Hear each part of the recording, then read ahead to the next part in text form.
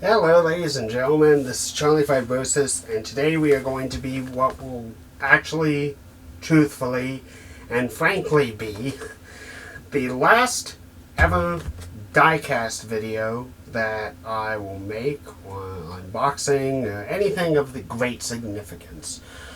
So, a few weeks ago when I did my diecast showcase, so all my 124s, all my 164s, all my 187s, and a few other cars here and there. When I was going over the case with all of the 124s in it, I mentioned in the video that I really kind of felt stupid that I didn't get a Dale Earnhardt Jr. 2004 Daytona 500 Victory car. Well, let's just say that we went ahead and resolved that. So, I have a very simple methodology when it comes to diecast especially. I don't really like race versions all that much. It's kind of a funny story. I used to have, I think the scale is like 143 or something like that. Like bigger than a 164. Smaller than a 124, like right in the middle of it. Maybe a 132. I don't know. Anyway, I had a few diecasts of about that size. But the thing is that... Okay, I'm going to try. Alright, here we go. We got it up. So, once again, this is the non-raced version, which makes me so happy. Car is absolutely clean on the driver's side. I'll go ahead and flip it around to the back and you guys can look here. This is something that I always saw from the SNG, the Splash and Go team with their 2004 mod. I didn't realize this at the time, but we have a Welcome Nextel 2004 inaugural season. I don't even know really who was the person that came up with the design idea of that. It kind of seems kind of goofy in that, you know, it could be in a way like representative of like Nextel being the rookie coming on to the group, but I don't know.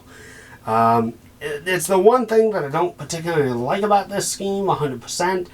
Luckily, they did do a retread, so to speak, of this exact same paint scheme with the born on date for 2005, but that is not the Daytona 500 winning car. I think Junior finished second or third in that race. So anyway, let's flip it around to the opposing side. Once again, it goes backwards a little bit. Once again, let's boost my table a little bit. There we go. That should be better. It's an old table. Anyway, completely clean on the passenger side. Just very, very nice. Very, very, very nice. And then we'll flip it over to the front. Back it up a little bit. And there we go. We got that lovely Monte Carlo nose. We'll go ahead and lift the camera up some, and I can show you some more of the details here. And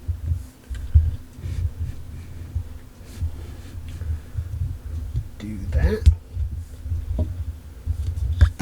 And just with a few little twists. There we go. So here we go. Let's go ahead and pop open the hood here real quick. I'll go ahead and pick it up real fast. There we go.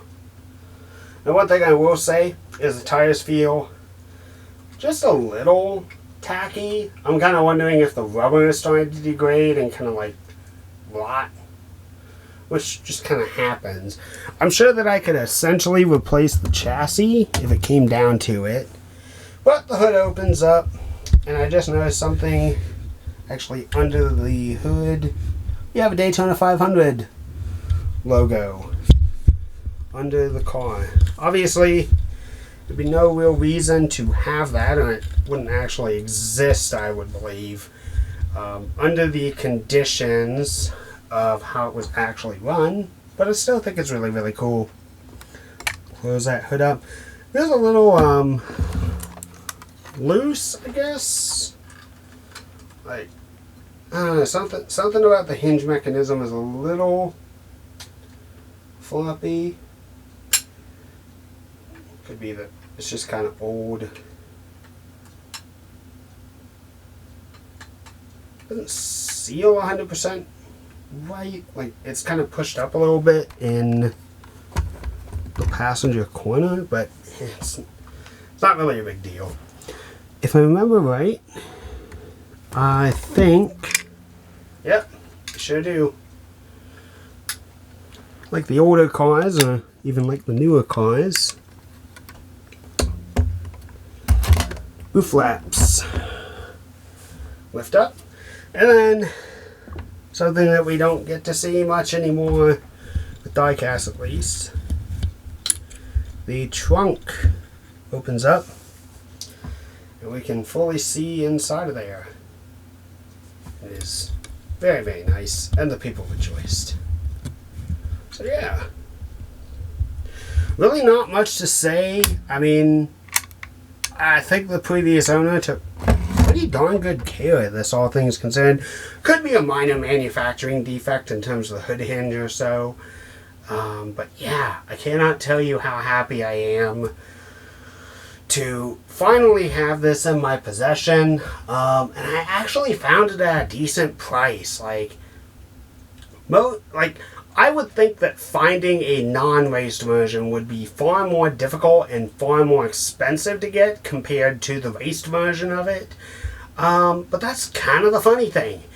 I think I only paid on face like $39 for the die-cast itself, and then like $10 shipping and handling, which, granted, is kind of expensive, but that also kind of seems to be the price point, more or less, that most people do their like 124s anyway.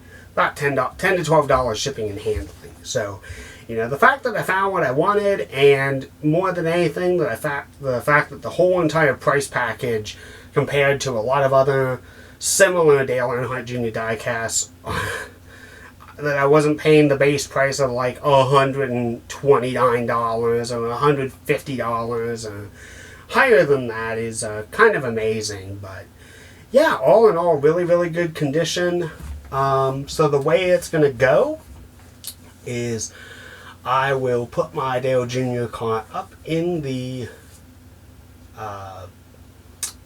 storage in the case, and that will mean that one car is going to get bumped out, and that is probably going to be Ryan Blaney's PPG car.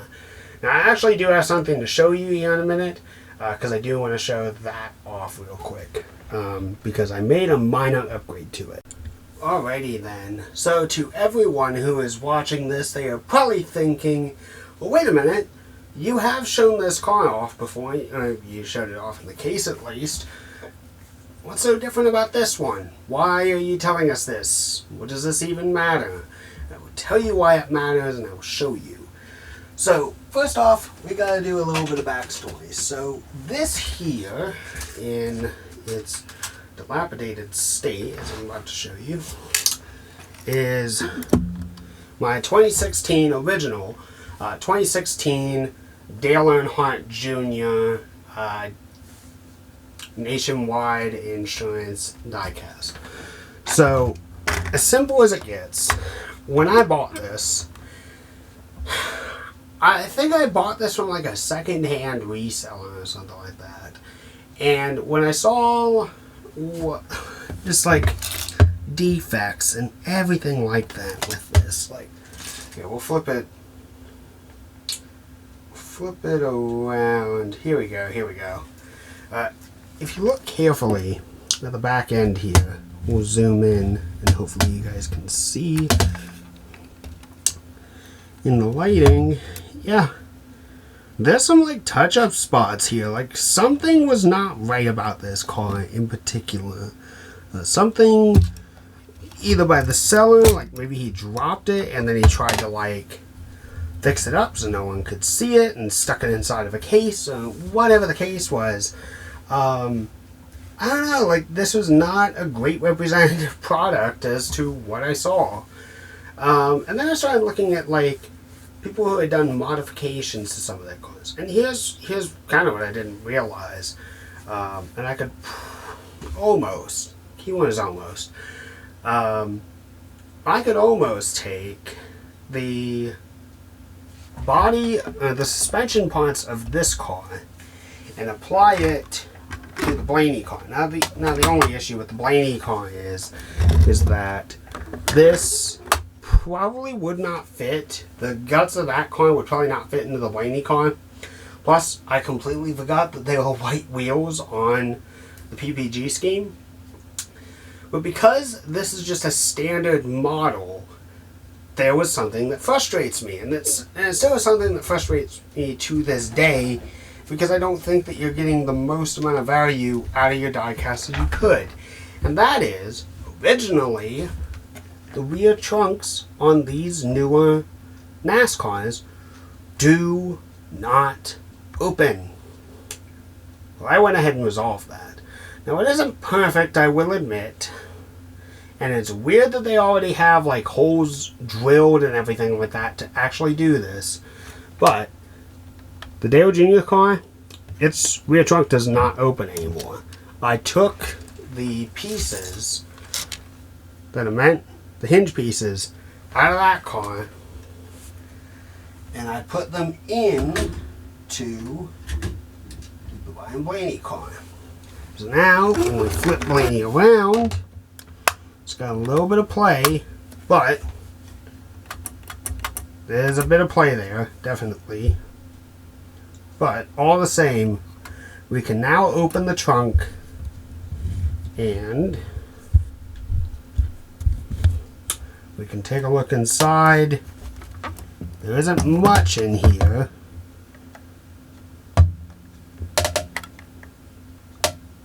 Oh, there is nothing in here. Oh my gosh. Okay, I didn't even realize that. They don't even include modeling. They don't include anything in regards to modeling for the car. So maybe that is the answer. Maybe that is the way. Maybe there is a potential that I could take the guts of this Dale Earnhardt Jr. car and I could potentially move them over to the Ryan Blaney machine.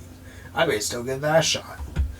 But anyway, if I can, or if I can't, I don't know yet. I will find out. This Blaney car, probably going with me to my office at work. And from there, we now have minus like about 5 or 6 cars in that case up there are not Dale Earnhardt Jr. related. The rest are. So, but we got the 2004 Daytona 500 winning machine now in our possession, now in our case, sitting with its other brethren. And that will do it here, guys. Thank you all for watching, and I'll see you guys again next time.